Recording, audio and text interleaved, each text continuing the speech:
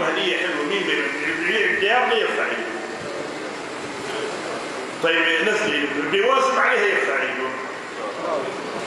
الإمام الرواس الله يرضى عنه يقول: أتيت يونس بن متى نبي الله في نينوى في الموصل قريبا من الموصل، فلما سلمت عليه قدم لي تحفة وهدية ومنحة، وهذه المنحة هي عبارة عن سر قدم له يا سيدنا يونس للإمام الرواس قطب وقته وزمانه. قال له بهالمنحة: إن أردت أن يزيل الله لك كربا أو هما أو أن يعالجك من جميع مرضك فاقرأ قل الفاتحة لرسول الله صلى الله عليه وسلم، واقرأ الفاتحة لروحي إلى يونس، ثم اقرأ الفاتحة لروحك تكفى وتقول: لا إله إلا أنت سبحانك إني كنت من الظالمين 139 مرة سؤال العذاب، وترجع بتعيده 3 مرات.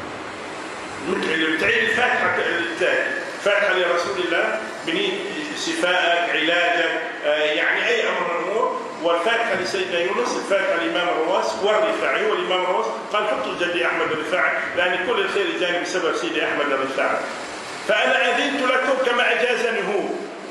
قولوا كل واحد وأنا قبلت. قال: وين أجازه؟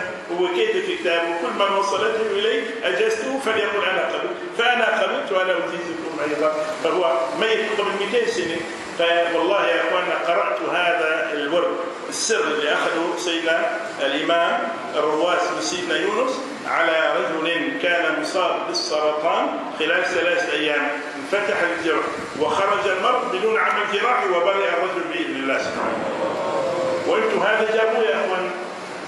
احفظوا فاتحة لرسول الله صلى الله عليه وسلم، فاتحة لسيدنا يونس، فاتحة للإمام الرفاعي والرواس. هلا بقولوا المشايخ اللي بيسمعوني شوف بعلمهم دجل وخرافات وكذا.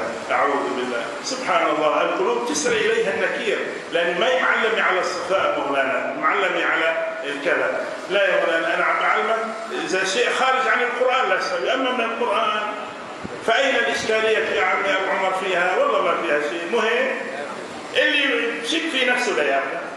أجزت من قبل، واللي قبل يقول أنا قبلت. والله يا أخوان أنا جربت بعين، ما في كرب ولا ضيق ولا شدة إلا وفعله وفرج الله الكربة بإذن الله سبحانه وتعالى. الآية السادسة